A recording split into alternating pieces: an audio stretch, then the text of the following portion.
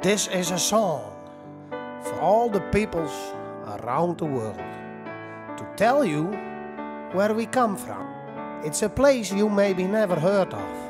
Friesen die op reis gaan, moeten in het boeteloon gewoon eens kennen dat ze uit Friesland komen, in plak van The Netherlands of Holland. Dit lied moet Friesland bekender maatje.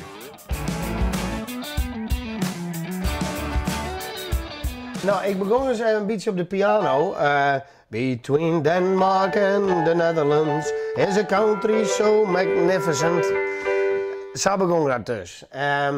Die tekst is eigenlijk helemaal van mij, behalve het stukje Friesland boppen, means Friesland above, the beautiful place that we all love. Eigenlijk de belangrijkste zin van het heel nummer had Bart, onze drummer, betaald. Friesland boppen means Friesland above, the beautiful place that we all love. De Hoenekop boekt de clip ik van de promotie van een nieuw slokje. Het filmpje kent daar toch net zomaar op tv uitgestuurd worden. We draaien wel clips bij de radio op televisie. En het eerste wat ik wel dacht is van, oh la la, dit is wel een ingrote drankreclamespot. Dus qua beeld is het, haak ik er nog even wat werk van om al die drankflessen aan te plakken, denk ik. Ja, maar dit is toch een stukje artistieke vrijheid wat daarin zit. En ik bedoel, er zit meerdere soorten drank in, dus ik zou me daar net druk om meidje. Ik zou het gewoon uitsturen had ik hem. De Hoenekop had het naar je noemer, maar zin vlak voor het Veenhoopfestival lanceren.